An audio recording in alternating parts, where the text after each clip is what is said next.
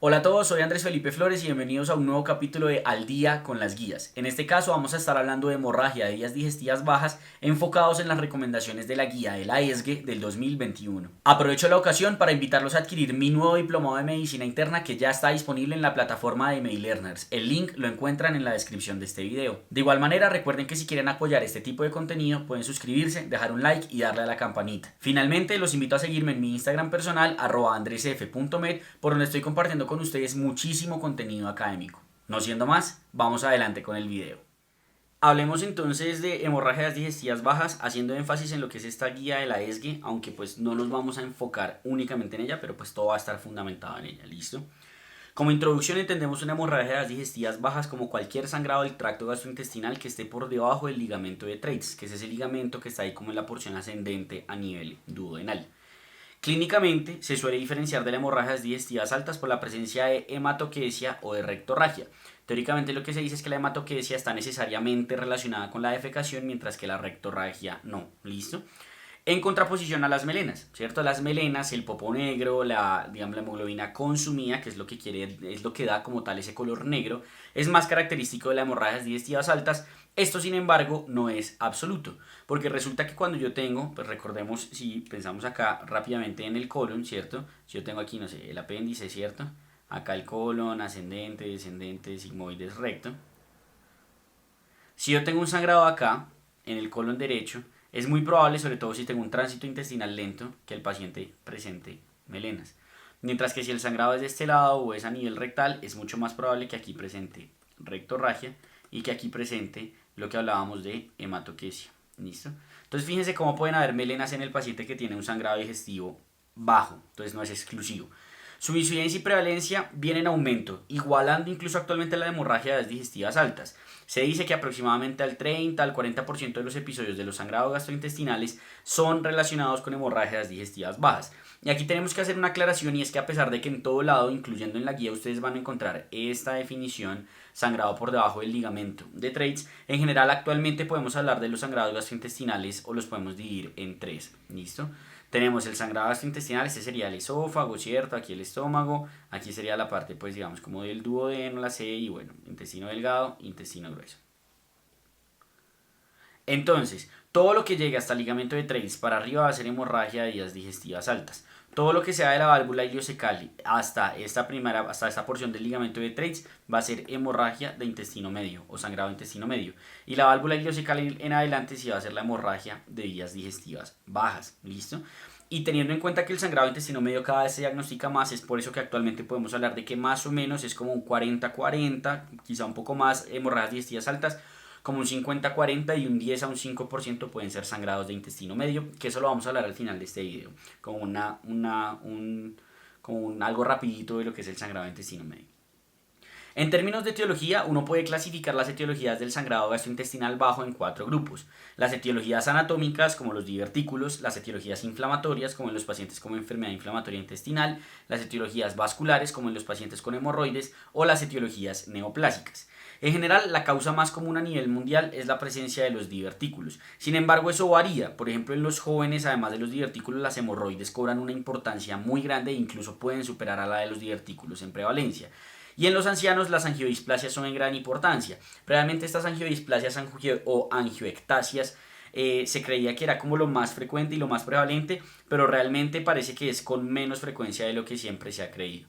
Y aquí tenemos como otras etiologías, diverticulosis en anatómicas, a nivel vascular angiodisplasia, hemorroides, isquémico, posbiopsia, a nivel inflamatorio infeccioso, úlceras, enfermedad inflamatoria intestinal y a nivel neoplásico, pólipos o cáncer. Aquí tenemos esta tablita del New England que nos habla como de las etiologías. Fíjense como los diverticulosis tiene del 30 al 65%, la colitis isquémica 20%, hemorroides 20%, la parte de pólipos o neoplasias 15% y así sucesivamente.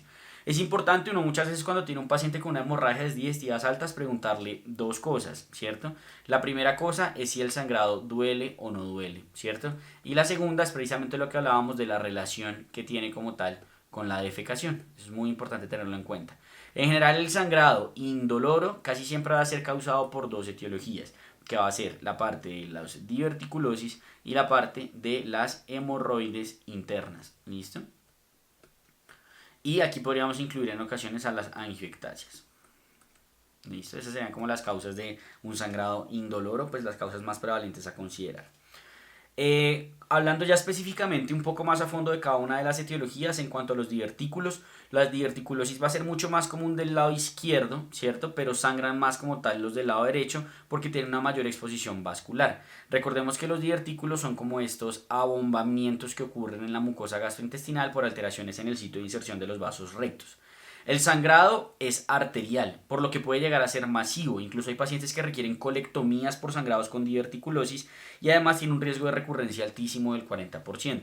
Por su parte, las angiodisplasias van a ser más comunes en el colon ascendente, genera sangrados episódicos indoloros, pero el sangrado es venoso, por lo que suele ser mucho menos severo que el de la diverticulosis. La colitis va a tener un sangrado menos manifiesto, pero se va a acompañar de signos inflamatorios como diarrea, dolor abdominal, respuesta inflamatoria sistémica.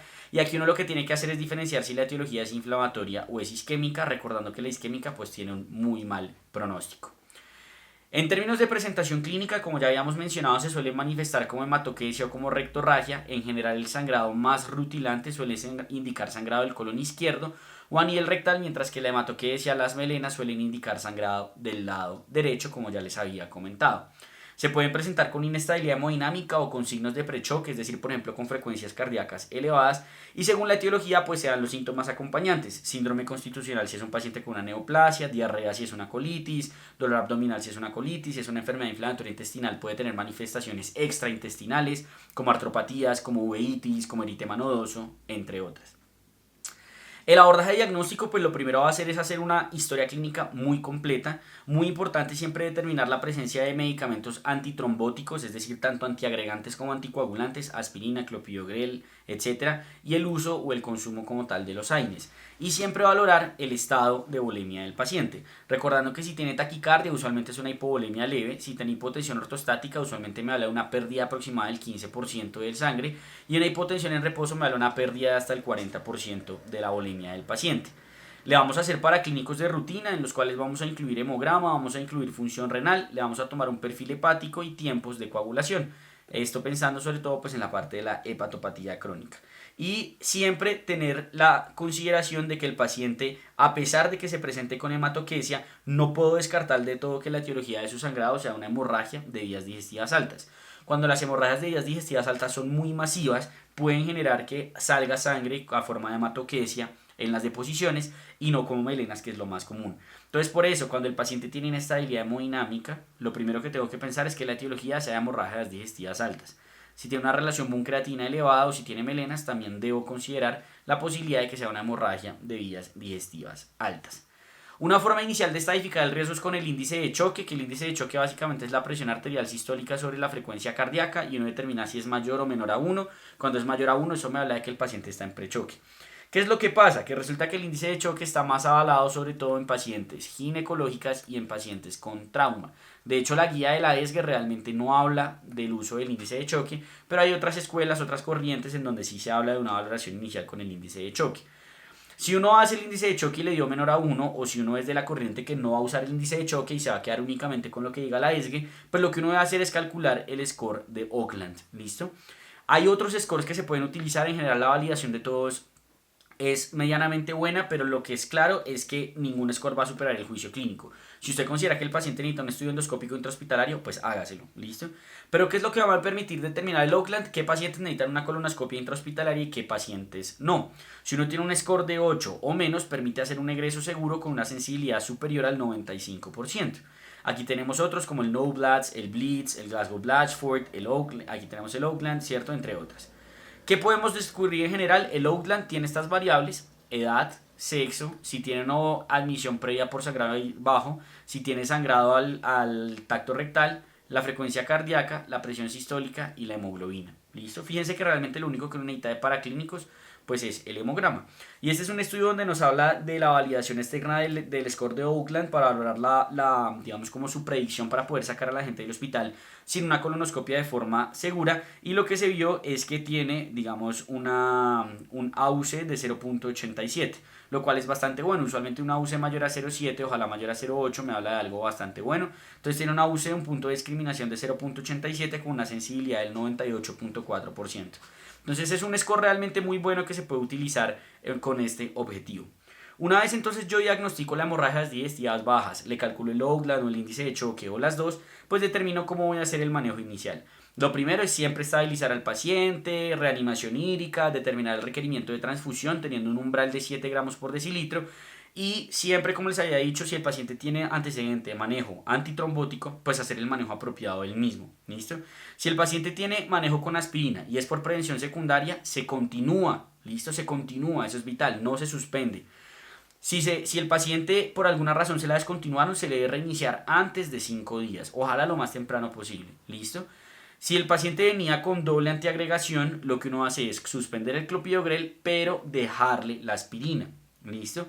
Si el paciente venía con aspirina por prevención primaria, pues no es por el sangrado. En general, ese paciente no tiene indicación. Recuerden que la aspirina por prevención primaria está mandada a recoger, entonces pues se la quitamos. ¿Listo? Si el paciente está con anticoagulantes y es un bajo riesgo, que es un Oakland menor a 8, no se suspende el anticoagulante. Si el Oakland es superior a 8, lo que uno hace es suspenderlo y lo ideal es reiniciarlo antes de 72 horas a 7 días si es un bajo riesgo como tal tromboembólico. Si el paciente está con sobreanticoagulación, pues lo que uno hace es realizar manejo, ¿cierto? Es muy importante saber que pues este manejo de sobreanticoagulación va a depender de si el sangrado es clínicamente significativo o no, es decir, de si tiene indicación de reversión o no. Si el paciente tiene plaquetas menores a 50.000, se transfunde. Si el INR es mayor a 2.5, se da vitamina K. Pero ojo, esto no en el contexto de warfarina, porque en el contexto de warfarina pues se hace el manejo de sobreanticoagulación, que eso pues varía y depende. Usualmente lo que uno hace es suspender el manejo anticoagulante. Y si el paciente desarrolla un sangrado mayor, ¿cierto? Entendiendo el sangrado mayor como aquel sangrado que tiene más de 2 unidades de anemización o más de 2 glóbulos rojos, pues ese paciente ahí sí toca revertirlo y ahí se hace la reversión con vitamina K. De resto de entrada no sería necesario. Posteriormente, la idea es hacer una determinación etiológica después de este manejo inicial. Entonces, para esto, lo primero es definir si uno tiene la sospecha de que pueda ser una hemorragia digestivas altas, porque 10 a 15% de las causas de sospecha de hemorragias digestivas bajas terminan siendo altas, y sobre todo si el paciente tiene inestabilidad o tiene melenas, lo primero que yo voy a hacer es buscar una hemorragia digestivas altas con una endoscopia. Si definitivamente la cosa no va por ahí, ahí sí me voy a determinar, listo, voy a buscar el sangrado en el tracto gastrointestinal inferior. Y para eso existen varias opciones, en donde la primera línea o la primera opción siempre va a ser la colonoscopia y en menor medida el uso de estudios radiológicos como angioTAC, enteroresonancia, gamografía con eritrocitos marcados. Entonces la colonoscopia va a ser el examen de elección porque va a determinar la etiología en 45 a 90% de los pacientes y además de ser diagnóstica va a ser terapéutica. A diferencia de hemorragias digestivas altas en donde yo busco hacer la endoscopia entre 12 a 24 horas, aquí se puede hacer entre 24 y 96 horas sin aumentar como tal la tasa de eventos adversos. Siempre se debe hacer preparación oral con polietilenglicol. El único escenario en el cual uno no hace eso es cuando hace rectosigmoidoscopia. Porque cuando uno hace rectosigmoidoscopia, que esto es en el escenario donde uno esté muy seguro de que el sangrado es rectal, pues lo que uno hace es que lo prepara únicamente con un enema, ¿listo? Le hacen el enema y luego le hacen la rectosigmoidoscopia. Pero si va a hacer una colonoscopia total, que es lo que se suele hacer en la gran mayoría de los pacientes en los que no sabemos que les está sangrando, pues se hace la preparación con PEG, ¿listo? Existen otras nuevas técnicas como Hydroflush, entre otras, las cuales de momento no sirven para reemplazar el PEG. Y recordar que el PEG, si el paciente tiene pobre tolerancia, se le puede dar manejo antiemético y se puede considerar el uso de sonda nasogástrica para favorecer la preparación. ¿Listo? Esto es lo que les decía, si el paciente solo tiene rectorragia y es menor de 50 años, pues uno puede hacer solo rectosigmoidoscopia que no requiere pues esta preparación. Esto es lo del timing que les mencionaba. Este es un estudio donde cogen y comparan hacer la colonoscopia antes de 24 horas y entre 24 y 96 horas. Y lo que se dan cuenta es que realmente en términos de diferencia, pues no hay una diferencia estadísticamente significativa, ¿cierto? Fíjense que todo termina cruzando la unidad. Todo termina cruzando la unidad. Entonces no hay diferencias en eventos trombóticos, en mortalidad, en identificación del sangrado, en resangrado. Entonces pues el resumen es que no es tan urgente. ¿Listo? ¿Cuándo voy a considerar hacer uso de estos estudios radiológicos que les comenté, angioTAC, etcétera? Los estudios radiológicos los voy a considerar usualmente en el paciente. 1, que la colonoscopia no fue útil, o 2, que está inestable hemodinámicamente. Cuando están inestables, ahí yo voy a considerar siempre las vías radiológicas, sobre todo lo que tiene que ver con angioTAC o angiografía para la embolización como manejo. ¿Listo? Pero pues de resto, pues digamos que no los voy a considerar. La gamografía con leucocitos marcados es importante saber que requiere un sangrado activo de 0.1 a 0.5 cc y tiene un muy mal rendimiento porque realmente identifica mal el sitio de sangrado porque pues digamos que ¿En qué consiste la gamografía de leucocitos marcados? Por si alguno no sabe. Imagínense que este es mi colon, ¿cierto?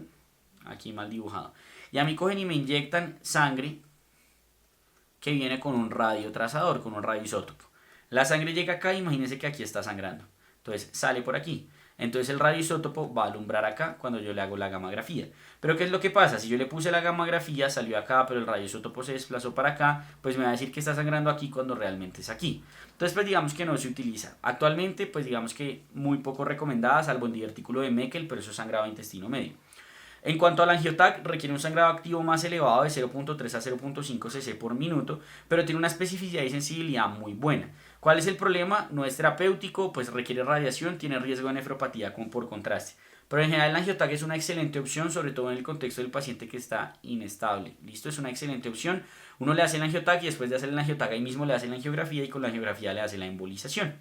La angiografía requiere sangrado activo de 0.5 a 1 cc por minuto, tiene el beneficio de que pues sí puede ser terapéutica y como les dije uno lo hace posterior al angiotac, lo ideal es que sea 90 minutos máximo después de haber realizado el angiotac y si uno lo hace sin identificación previa, o sea, de entrada se va por la angiografía sin hacer antes angiotac, pues uno se va por la mesentérica superior, luego por la inferior y luego por el tronco celíaco haciendo pues el tinte como tal, o sea, inyectando como tal el contraste. Se maneja con embolización súper selectiva, la cual logra control del sangrado en el 97% de los casos, pero 1 a 4% tiene un riesgo de isquemia mesentérica. Por esto no es de rutina, esto se hace solo en el contexto del paciente inestable. ¿Listo? Aquí tenemos como un resumen de los estudios diagnósticos que nos ofrece un artículo del New England. Lo que mencionábamos, la colonoscopia es muy segura, diagnóstica, terapéutica, es como lo ideal. ¿Listo? Las desventajas, la preparación. La angiografía pues va a ser muy buena, el problema es que pues tiene riesgo de nefropatía por contraste y lo ideal es que antes se haga con una angiotac. Y en el angiotac pues va a tener una buena sensibilidad y especificidad, el problema de la radiación y el contraste y la escintigrafía o la gamografía con radioisótopos pues ojalá no utilizarla. Una vez entonces yo diagnostiqué a mi paciente con hemorragias digestivas bajas, pues lo que sigue es hacerle el manejo. El manejo, como habíamos dicho, pues va a ser de soporte, no existe evidencia de usar ácido tranexámico y uno hace manejo endoscópico. El manejo endoscópico puede ser con electrocoagulación, argón plasma, hemoclips, ligadura, inyectoterapia y en los casos en los cuales no sea factible, pues lo que uno hace es manejo con angiografía y en la última medida, o sea, lo último que va a hacer es manejo quirúrgico. ¿Listo? Si uno no encuentra fuente de sangrado, pues lo que uno hace es estudiar intestino alto, endoscopias digestivas altas, y si ya había hecho endoscopias digestivas altas, lo que sigue es hacer estudio de intestino medio.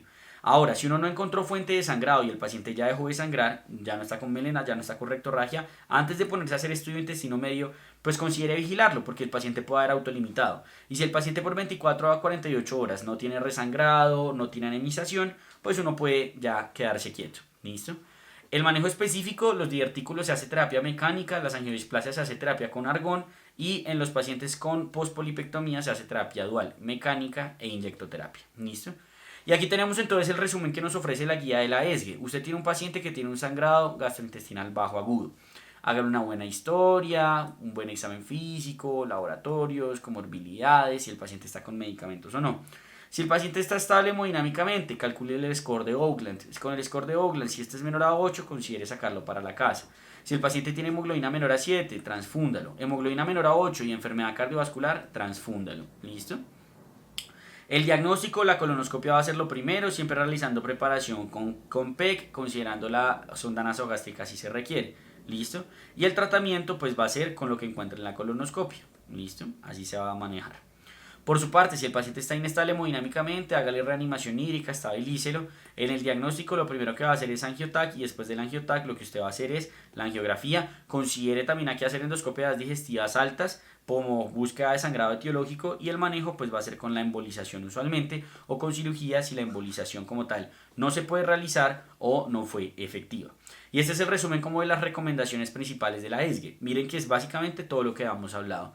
Primera recomendación, recomendamos que la primera valoración inicial de un sangrado intestinal bajo incluya una historia completa, parámetros hemodinámicos y un score de riesgo se puede utilizar para ayudar, más no para reemplazar el juicio clínico. Lo segundo, si el paciente está con un sangrado hemodinámicamente estable, un score de Oakland menor a 8 puntos, se puede utilizar para definir mandar al paciente para la casa y hacer el estudio endoscópico de forma ambulatoria. Si el paciente está hemodinámicamente estable y no tiene historia de enfermedad cardiovascular ni nada por el estilo, uno lo transfunde cuando la hemoglobina está por debajo de 7. Si tiene enfermedad cardiovascular, lo transfunde cuando la hemoglobina está por debajo de 8 o de 9. Número 4. La Sociedad Europea recomienda que en los pacientes hemodinámicamente estables, a lo que hablábamos de menor de 8. Número 5. Los pacientes recomienda que en los pacientes que tengan un sangrado gastrointestinal bajo, la primera línea de estudio endoscópico o la primera línea pues como estudio etiológico sea la colonoscopia. Lo cuarto, si el paciente está inestable hemodinámicamente, lo primero que usted va a hacer es angio-TAC antes de ponerse a hacerles angiografía. Lo quinto, si el paciente tiene anticoagulante como antagonista de vitamina K y tiene un sangrado gastrointestinal bajo mayor, lo que uno recomienda es hacer corrección de la coagulopatía según la severidad del sangrado y el riesgo trombótico. En los pacientes que estén en estabilidad hemodinámica, pues toca poner vitamina K endovenosa y pues el complejo protrombínico. En los pacientes que tienen DOACs, ¿cierto? Que es esta sexta, lo que uno va a hacer en estos pacientes con DOACs, va a ser 4, 5, 6, 7, 8. En los pacientes con DOACs lo que uno va a hacer es suspenderlo y salvo que tenga un sangrado gastrointestinal mayor, pues se revierte si tenemos con qué revertirlo. Y arucizumab, andexanet, etc. 9. En los pacientes que tienen aspirina, si es por prevención secundaria no hay que suspendérsela, si es por prevención primaria se suspende, si está doble antiagregado se puede considerar suspender, que es esta de acá la 10, si está doble antiagregado considerar suspender el clopidogrel, pero continuar la aspirina. Para terminar les voy a hablar muy por encima del sangrado de intestino medio. El sangrado de intestino medio es lo que previamente se llamaba como sangrado oscuro. Siempre a uno le preguntaban cuál es la diferencia entre sangrado oscuro y sangrado oculto. Y uno decía, fácil, el sangrado oculto es el que se detecta por pruebas de sangre oculta, como el guayac, ¿cierto? Y el sangrado oscuro es el sangrado que tiene 2 endoscopias y que tiene 2 colonoscopias y que yo no sé de dónde viene. Eso ya no se llama así porque ya tenemos muchos estudios que nos permiten estudiar el intestino medio, las colonoscopias, las endoscopias son cada vez mejores.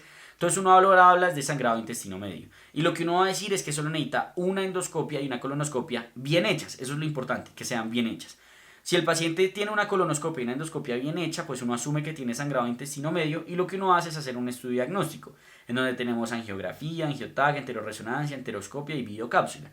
En general, la primera línea va a ser usar la videocápsula. El angioTAC se va a reservar para los pacientes inestables y la enteroscopia pues ya se va a hacer usualmente cuando no tenga la ubicación del sitio del sangrado. ¿Listo?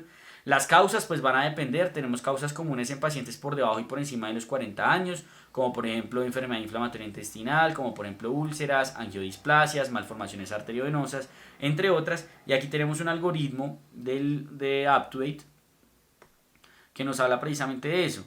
Usted tiene el paciente una lesión proximal sospechada, puede considerar la enteroscopia, si no, usualmente uno lo que va a hacer es la videocápsula, si uno encuentra la fuente, pues le da el tratamiento, si no, pues uno determina qué más realiza como tal en esos pacientes. Pero digamos que esto se sale un poco de lo que íbamos como tal, como hablar ahorita.